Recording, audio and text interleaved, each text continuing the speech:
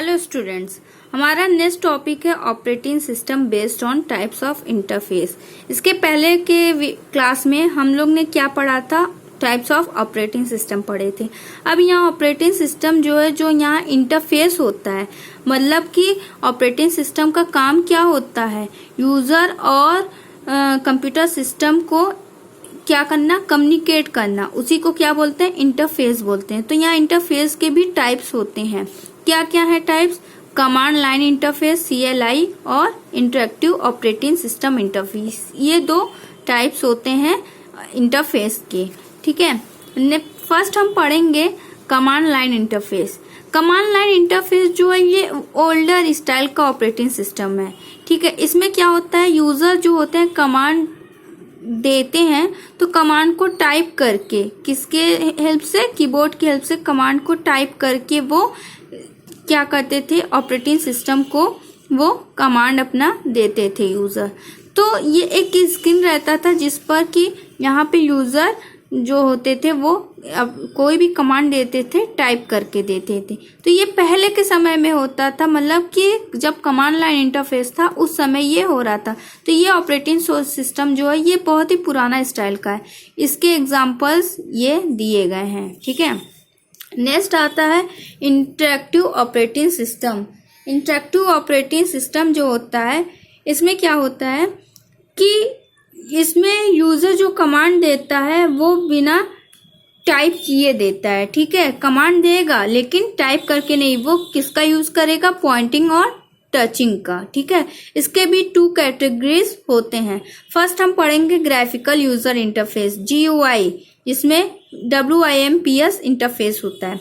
GUI क्या होता है? विजुअल, जो कि हम देख के हम करते हैं। यहाँ कमांड देते हैं, कमांड यहाँ पे टाइप करके नहीं देना है। यहाँ ग्राफिकल इंटरफेस है, इस यहाँ देख के माउस की हेल्प से पॉइंट करना है और किसी भी स्क्रीन पर किसी भी ऑब्जेक्ट पर क्लिक कर सकते हैं। तो GUI क्या होता है? ये देखिए, ये GUI के हैं। यहाँ पे अब हम कमांड टाइप करके नहीं देंगे, यहाँ पे हम माउस की हेल्प से किसी भी ऑब्जेक्ट पर क्लिक करेंगे या कहीं पर भी हम उसको पॉइंट कर सकते हैं। तो GUI के जो मेन फीचर्स होते हैं वो होता है Windows, icons, menu and pointers.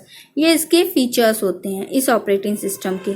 ये इंटरेक्टिव इन नेचर होते हैं। ठीक है, इसमें क्या होता है? GUI जो होता है, GUI इंटरफेस में यूजर के लिए बहुत ही आसान हो गया है इसको यूज करना। ठीक है, इसके एग्जांपल्स ये है विंडोज, मैक ऑपरेटिंग सिस्टम।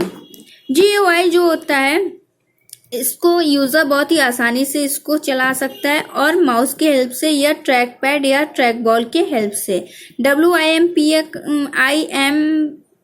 का मतलब होता है Windows, icons, menus and pointers. ठीक है, ये ऑपरेटिंग सिस्टम होता है। तो रैम जो होता है कमांड लाइन ऑपरेटिंग सिस्टम के कंपैरिजन में, रैम जो होता है यहाँ पे बहुत ज़्यादा अवेलेबल होता है। कैसे? जब हम कमांड देकर हर चीज़ हम कमांड देते थे टाइप करके, तो उसमें रैम जो होता था बहुत ज़्यादा स्टोर कर लेता था, क्योंकि वहाँ कमांड्स को भी स्टोर करता था। तो अब यहाँ पे हम उन चीज़ों को देख के सिर्फ क्लिक करते हैं, तो यहाँ पे रैम इन सब चीज़ों को स्टोर नहीं करेगा। तो उसके कंपैरिजन में यहाँ पे बहुत ज़्यादा है। GUI ऑपरेटिंग सिस्टम को क्रिएट किया गया किसके द्वारा? जेरोक्स के द्वारा 1973 में। और ये आइडिया कहाँ से आया? एप्पल के मैग्नेटोस सिस्टम से ये आइडिया आया।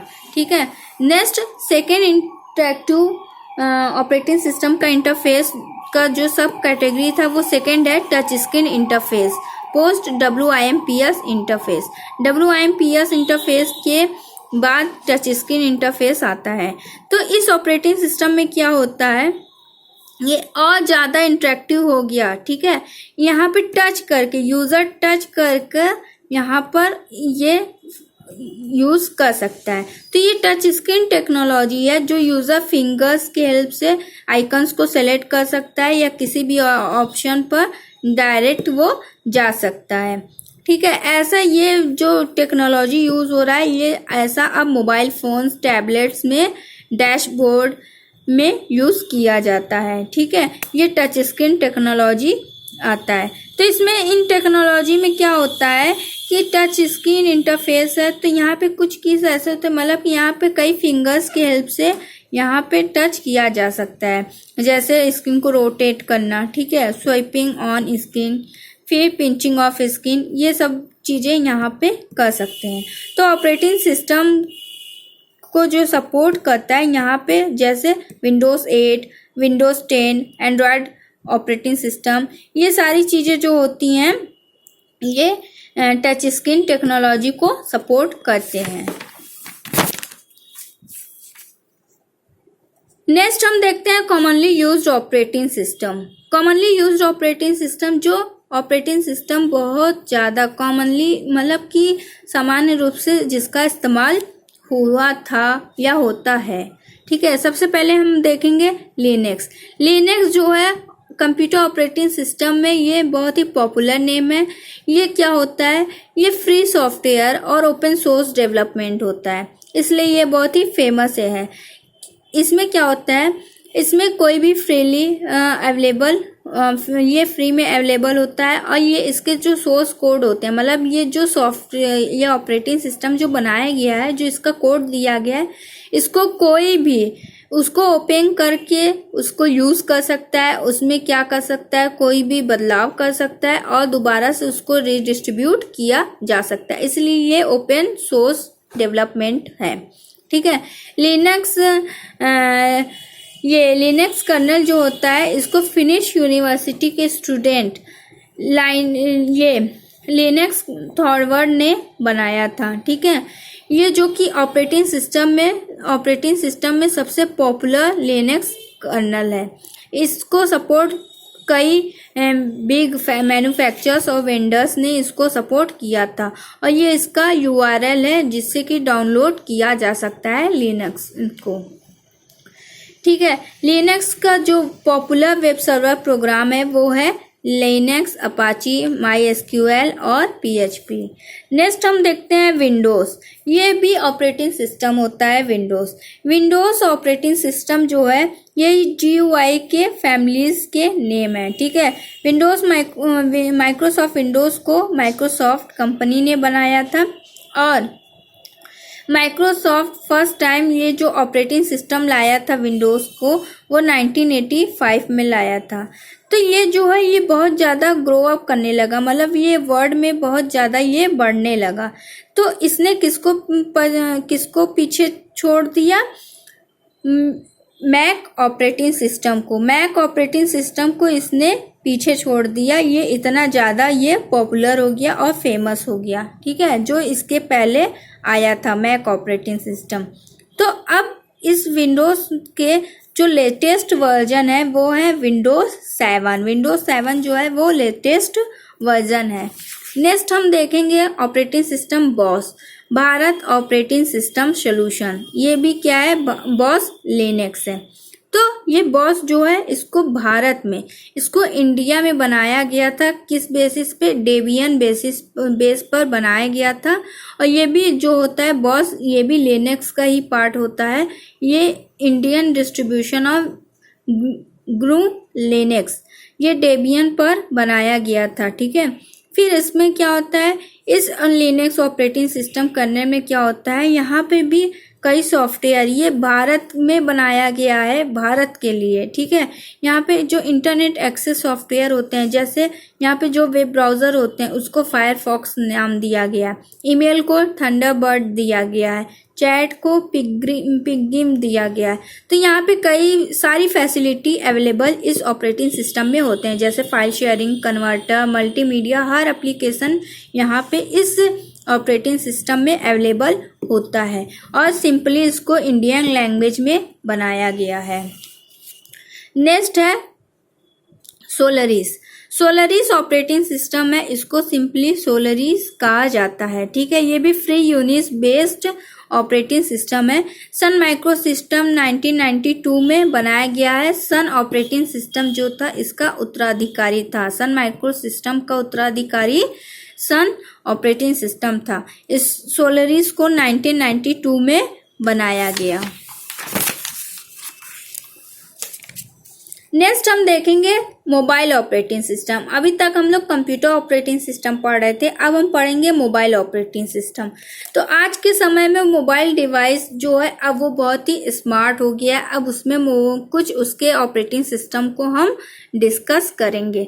सबसे पहले हम आते हैं एंड्रॉयड। एंड्रॉयड ऑपरेटिंग सिस्टम जो है ये लिनक्स बेस्ड मोबाइल फोन्स हैं, ठीक है, लिनक्स बेस्ड है। ये एंड्रॉयड जो है इसको रिलीज किया Apache V2 open source license के थ्रू रिलीज किया, और Google and the open handset alliance OHA के थ्रू ये क्या है, हार्डवेयर और सॉफ्टवेयर के कंपनीज आपस में मिलकर इस एंड्रॉयड को डेवलप किए हैं, ठीक है। नेक्स्ट आता है सिम्बियन।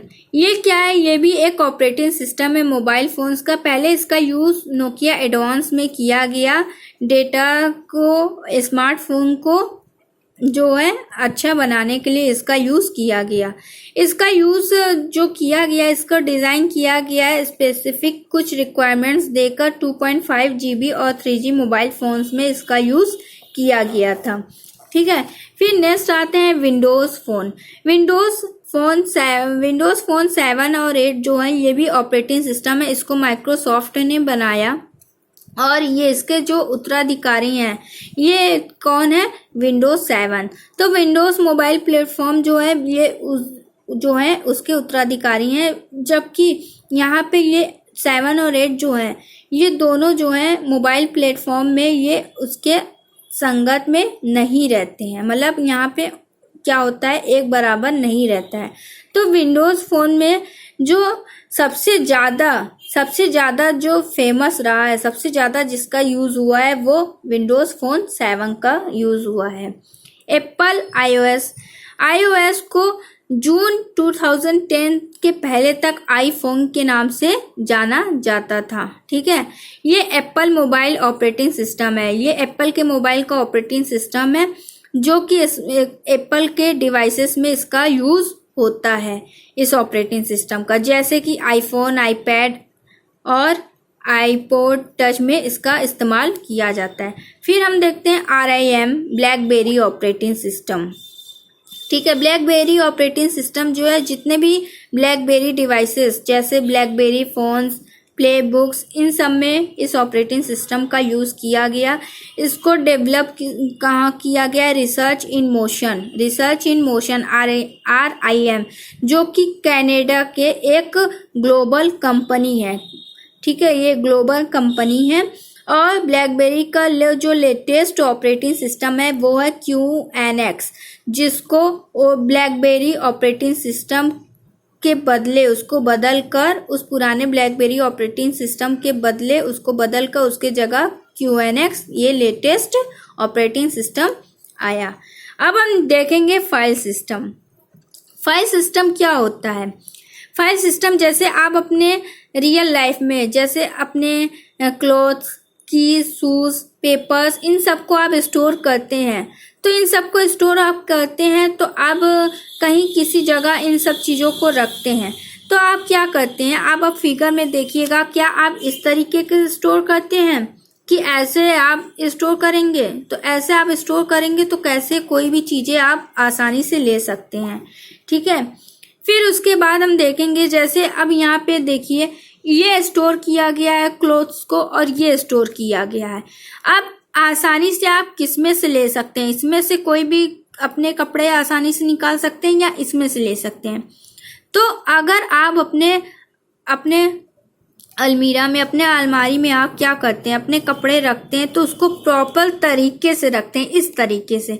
तो इसमें क्या होगा, आप कोई भी कपड़े ले सकते हैं आसानी से, जल्दी से आप ले लेंगे, ठीक है, आपको इसमें कोई टाइम नहीं लगेगा। उसी तरह ऑपरेटिंग सिस्टम भी फाइल्स को ऐसे ही स्टोर करता है। अगर ऑपरेटिंग सिस्टम फाइल्स को इस तरह से स्टोर करने लगे तो क्या होगा, कंप्यूटर जो होगा किसी भी फाइल्स को ओपन करने को या उसको निकालने को क्या होगा, उसको बहुत टाइम लगेगा। तो ऑपरेटिंग सिस्टम जो होता है इस तरीके से फाइल्स को स्टोर नहीं करता है।